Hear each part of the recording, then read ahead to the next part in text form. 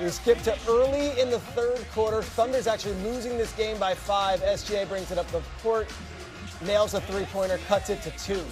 Later in the third quarter, Thunder still down 2. Look at this move. And then it's almost like his signature move. The little step back and the jumper. Game is tied at 62 here. Thunder down 3. Banchero, good take, left hand, gets the layup to go. Magic are up 5 at that point. Here they're up 4, and SGA takes it to the hole. Bucket. Look at this. Amongst all the trees, he still puts it in. Under 2.5 minutes to go in the third quarter, SGA just wheels himself to the bucket, dunks it. Thunder tie it at 77. Fourth quarter we go, a close one. Thunder down 1. A.J. Mitchell, little lefty shot. He is so good. He's just one of so many Thunder players that can contribute. Last night, he came up clutch. There, and 1. OKC goes up 4 after the free throw. 3 minutes left to go. OKC up 3. Look at SGA. It's not like Banchero's not a great defender. He just puts it right in there over him. And then finishing touch. It's so pretty. 40 points, 5 rebounds, 4 steals. The Magic gave it their all. It wasn't enough. SGA's great night clinched the Thunder's 3rd straight playoff appearance. Shea becomes the first Thunder player with a 40-point game on the same day the team clinched a playoff berth since Russell Westbrook dropped 57 back in 2017. We bring in our great NBA crew, Monica McNutt, Shams Charania. Monica, we'll start with you. What do we say about SGA after yet another dominant performance? Golly, at the 40 and just so efficient in going about it. You think you're looking at your MVP, Schrager, Shams? And I get it. I think Jaylen Brown has had a terrific year. He had a great case. Nikola Jokic, if you will. Cade Cunningham as well. But the way that SGA continues to go about what he's able to do, the efficiency, the streak continues, mind you, up to 129 games now with that 20-point mark. The control he has and the impact that he has on both sides of the basketball, this is the best player on the best team and is the best player in the league. The whole sentence in terms of how people equate MVP, it's all check all the boxes. And I would add, they get the very best from their opponent every 100%. night. They're the defending champs. They're on the road. It's a sold-out crowd. And then Shams, it's like 9 in a row. He did it again. He's building his MVP case, and we've searched for other names, and there's been other names certainly that deserve the credit, whether it's Nikola Jokic, whether it's Jaylen Brown, Victor Wembanyama. You think back his last calendar year, scoring title, conference MVP, league MVP, finals MVP, supermax contract extension. He's had everything come together the last year, but his mentality going into this season internally within the Thunder was what's next. There's no let up with Shai Gilgeous-Alexander. That's what makes him so special, and that's why they've had a ton of injuries that have gone kind of under the radar. J-Dub at the end of it will have missed 2/3 of the season. Isaiah Hartenstein, their starting center, he's been in and out of the lineup all year. They've had other injuries to their other rotation role players, but Shai Gilgeous-Alexander, even though he missed a few weeks, he's still going to be eligible unless there's another significant injury to be an MVP player this year. And home, road, no one does it as consistently. There was this crazy stat I saw. He's the first player in NBA history with 800 points, 55% field goal, 45% from 3 over a 25-game span on the road. He's dominant.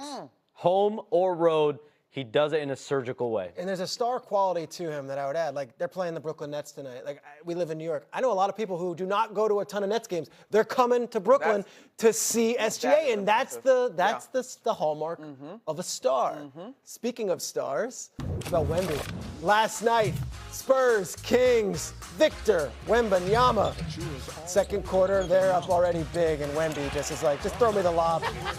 De'Aaron Fox back in Sacramento, playing against his former team, put on a show as well. Look at this pass. Woo. Bro, get out of here, man. This is otherworldly, literally.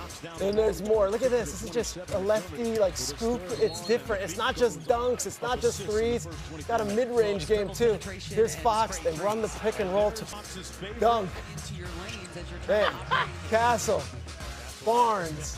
Wemby from 27 feet away. Drains it. Not done. Says, give it to me one more time. It's a 3-party, baby. It sure is, and they reined them in last night. They had 19 three-pointers last night. Spurs absolutely blow out the Kings De'Aaron Fox going back to Sacramento, like I said. Spurs shot the lights out, going 25 of 49 from deep. That saw a franchise record for most threes in a game. San Antonio now 19-2 since the start of February. We just did a parade and a coronation for SGA. What do we make of Wemby? So just as dominant as Shea is on offense and Anthony Edwards and Nikola Jokic, guys like that are on offense, Victor Wembanyama is just as dominant on defense. And you think about players being feared, he's as feared as anyone in the NBA, because whether you're in Oklahoma City, whether you're Denver, any other Western Conference team, never mind the East, they all know the way Victor Wembanyama can change the game defensively. He mucks it up. They all have to adjust. And so Victor Wembanyama, certainly one of the most feared players in the NBA right now. That's an interesting term, feared. You got to see him plenty of times in person. What do you make of the Wemby experience in San Antonio? It is, I need to get a thesaurus out and find a vocabulary word for it, because I'm running out of superlatives to describe it. Now, what I will say that is interesting, and you mentioned it, Schrager, when I have seen him more times than not, it's been against the New York Knicks. Yeah. Who have an interesting duo that has actually made his life a little bit more challenging when you look at the way that Karl-Anthony Towns and Mitchell Robinson have been able to defend him. Now, I'm not saying that it's easy. I'm not saying that they would necessarily be able to do it in the nature of a series. But the thing that I am watching with Wemby is what will be the adjustments come postseason time. How will teams play him physically? Can he stay out of foul trouble, which for the most part is not an issue when it comes to him, but in the nature of the postseason and in a series, what does that look like? But I will tell you this. If they want to knock down 25 threes and shoot 51% from the three-point line, then Wemby there's no pressure on him, because he's going to be able to have all this room to operate with tremendous amount of space. And as Shams teed up, defensively, he just continues to grow. He's already so great. All right, so Shams, I remember when he was coming into the draft, like we were watching these like pirated feeds of these French, games of trying to see the highlights, because you'd hear such elaboration and hyperbole about how good he was. Here he is in year 3. Has he exceeded the hype from when he was even coming in the league? His progressions, the way he's elevated, and then even just his demeanor, that's changed everything about how the San Antonio Spurs operate, as far as if this player is this determined, this good, this quick, we have to go for it. And so they went out last year, did the De'Aaron Fox trade, but a lot of it has been internally. You get Stephon Castle, Dylan Harper back-to-back years in the draft. You already have Victor Wembanyama. And so where the Spurs are, and even Detroit in the East, they're exactly where Oklahoma City was 2 years ago, where out of nowhere, 50-plus wins. You make it here as I'm getting alert. That's good. I like that. Here we go.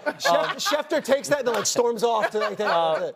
But for me, they're on that track of Oklahoma City, and it's not bad to be compared to the Thunder. Shams, if you ever want to take a call from a source on air, we welcome.